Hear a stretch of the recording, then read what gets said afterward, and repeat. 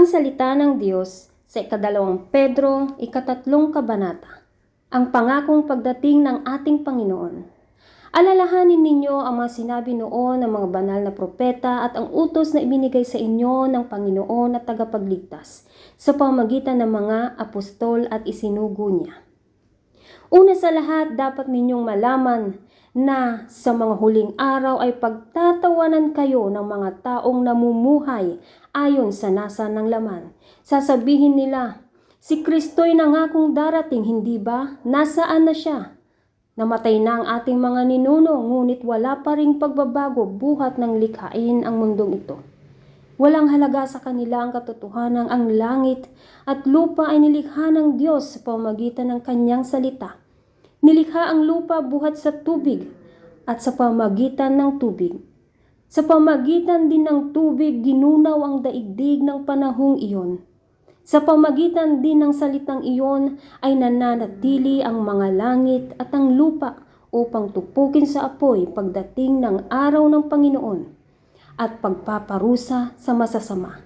Mga minamahal, huwag ninyong kalilimutan na sa Panginoon ang isang araw ay tulad ng 1,000 taon at ang 1,000 taon ay tulad ng isang araw lamang.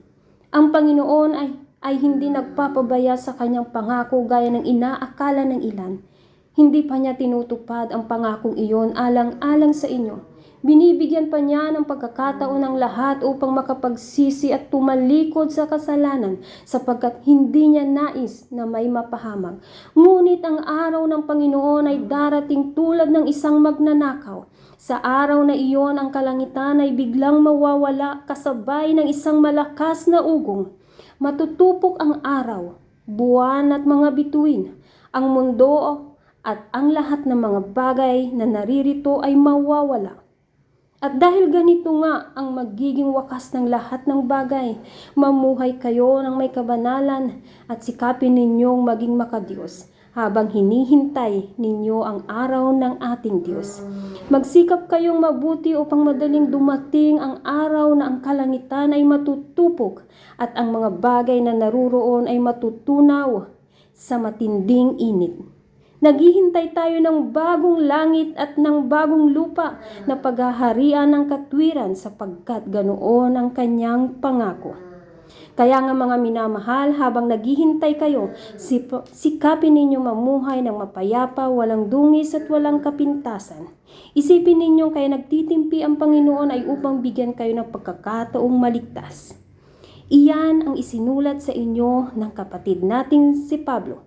Taglay ang karunungang kaloob sa kanya ng ating Diyos. Ito ang salita ng ating makapangyarihang Panginoong Hesukristo. Sa ngalan ni Jesus. Amen.